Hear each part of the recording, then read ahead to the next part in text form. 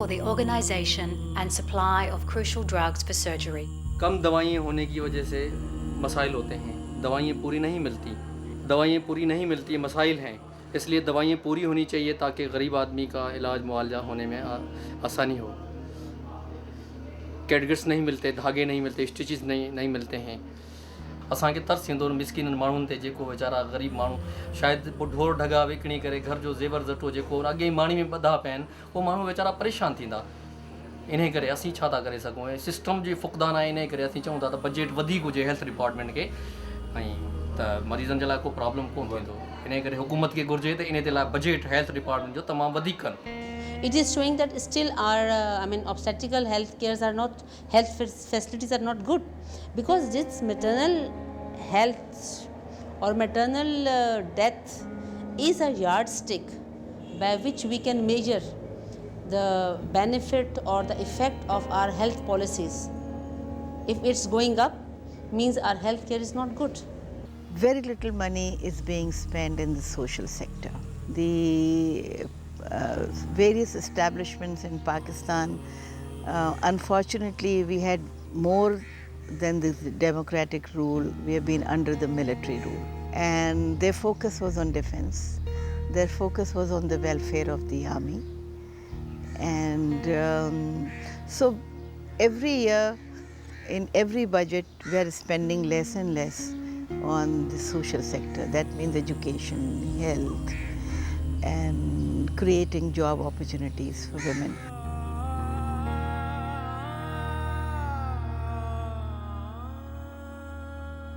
There is a marked improvement in the investment in the health sector. So from 0.68 or 0.7%, when you're talking about it, we are nearly to 0.98% of the GNP. But our target is that hopefully in the next 2 years we should be reaching 2%. But when you look at overall, when people say, well, the United States spends 14% and the Scandinavian 15%, they're also taking the household income. Now, when you economically look at that, maybe we'll be touching 4 or 5%, but I'm talking primarily on the GNP stock, Oh God, it's complete blackout. No.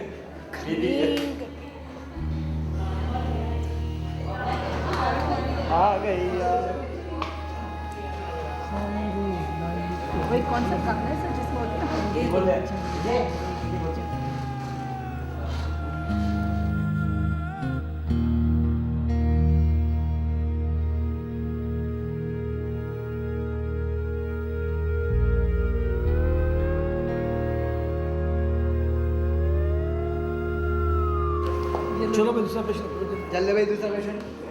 President and our government, we're committed that the social sector more money has to flow.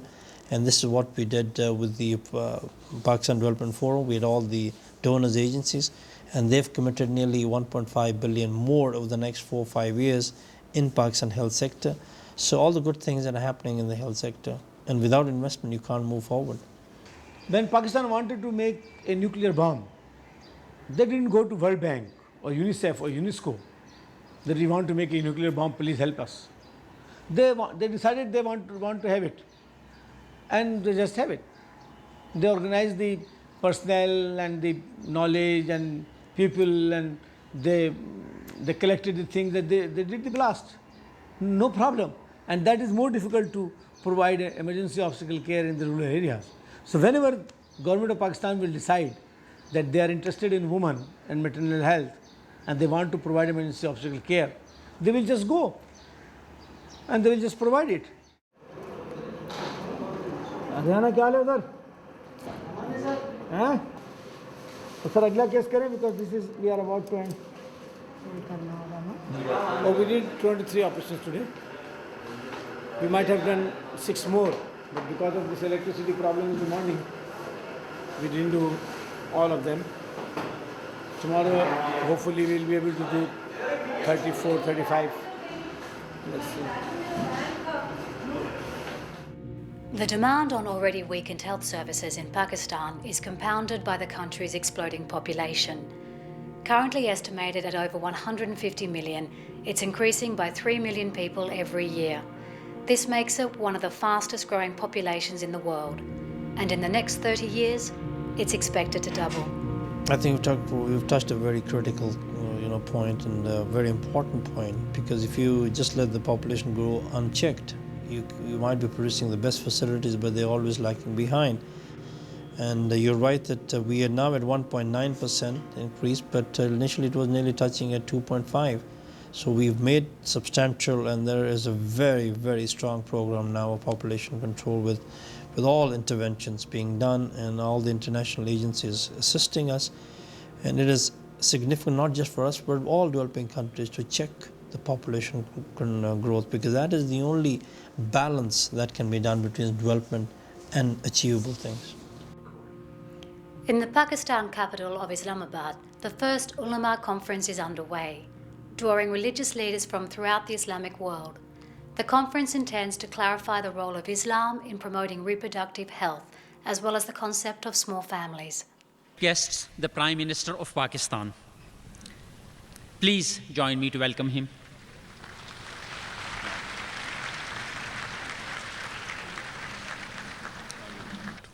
Certainly, the issues relating to reproductive health and population planning in the context of Islamic perspective are sensitive, and yet they are essential to our survival. The challenge is so huge, it requires concerted efforts of all segments of society and government, especially when different interpretations of Islam have created a lot of uncertainty in the various people. What people have done, they think if most of it is not religious as far as the roots of all these ills are concerned.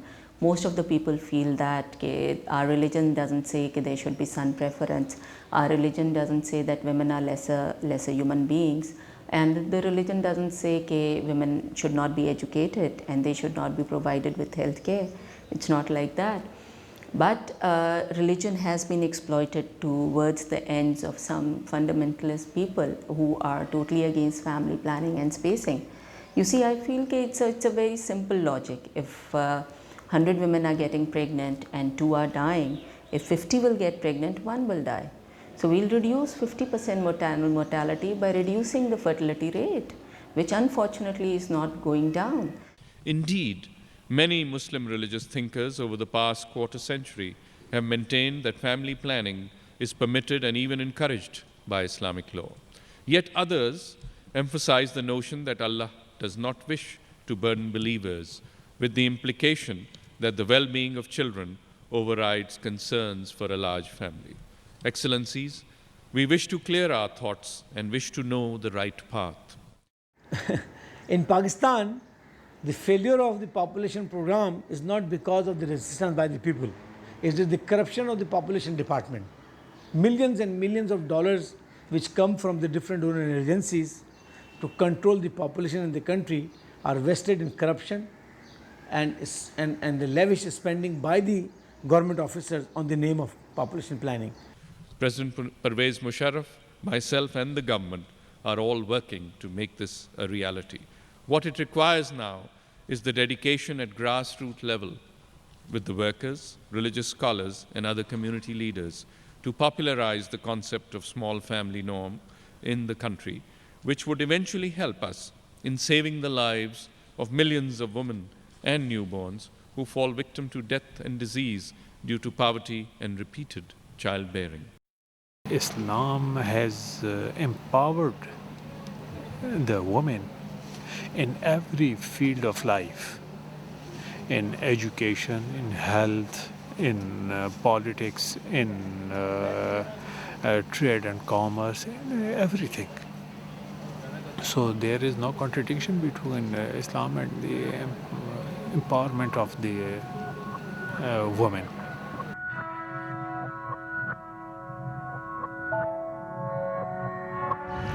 कोई जमाल को पहले निकाला, कोई जमाल में protest करा सकता था.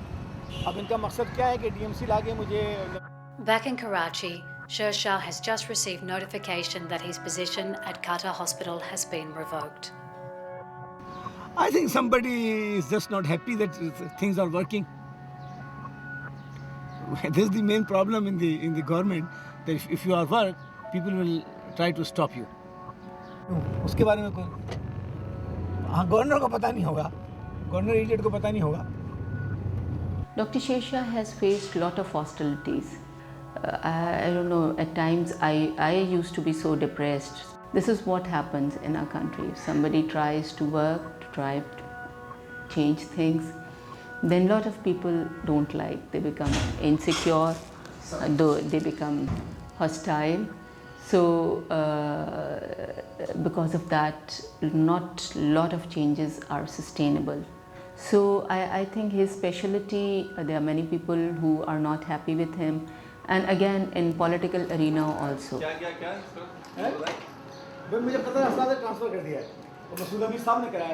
but political people are not, let's put it, his real critics. They just don't understand the scenario. If they come to our hospitals, they see what you have seen today, perhaps they will be more open to the reason. But the people who are seeing this every day and not agreeing with him, that is the real blindness. So I think our own specialty needs to have a facelift. इसका सारा करोड़ों का सामान तो Qatar अस्पताल में पड़ा हुआ है। अब वो आसिफ से बड़ी परेशानी इसमें क्या हो गया? आसिफ से बड़ी परेशानी से तो बेच खाएंगे वो लोग।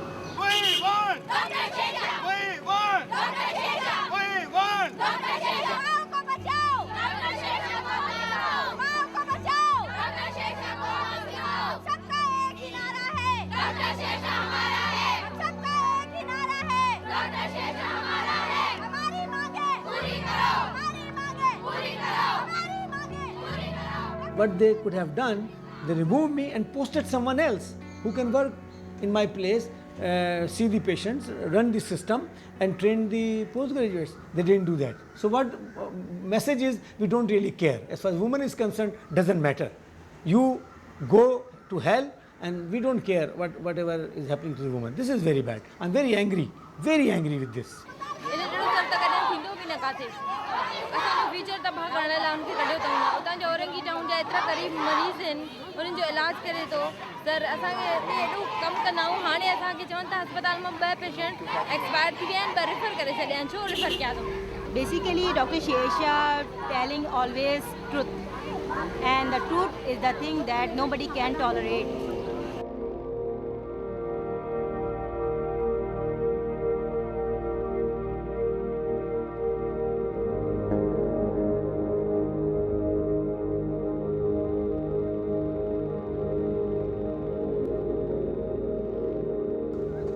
This is Kuhi Goat in Landi. This is one of the suburb of Karachi, and this is the construction going on. And I'm going to open a hospital for women, a place of excellence. This is the hospital for simple things which is causing maternal death in Pakistan. So this you can see the whole area. Off and on, I have problem with the government. Like 5 years ago, I was working in a hospital. I did a lot of things. The hospital was working very well. Suddenly, government decided to throw me out, so I was thrown out. Then I joined Orangi, Qatar Hospital in a Karachi slum. Now it's 5 years I'm working, and suddenly government is upset about my work, which is obviously not good, not a bad work, it's good work. Now they are throwing me out. So in between, I was thinking all the time. So now I realized that I must do something about it. So this was the idea that we should have our own place where the government cannot interfere, and with the help of friends, we can raise money and we can do something. When I look at the situation after 25-30 years, then there is a dearth of political activists. And there are not many people who are sticking their necks out and taking such steps. And Dr. Shesha may not be the lone voice, but he is definitely among very few of such kind of people who are left to raise their voice and to take, take the brunt. When my father died, it was lucky that I did it in front of him, and he was very happy. And before death, he said, this place should be a place where the poor women of this area can come and get treatment without any fee, with dignity also. with dignity. It's not the charity to humiliate them. No, it's not. So this is the corridor straight. We are going towards wards and clinics and labor room and operation theatre. This is the labor room area. Entrance, I gave about 60% money came from my pocket, which was my saving from England when I was working. When I came back to Pakistan, my saving was there in my account. That's the money, 60%. And the other money came from my brothers and sisters and friends. This is the theatre area. This is the ward. This is the whole. Initially, we will start from here. So, just it's a matter of few weeks and few months that we'll be going to start it.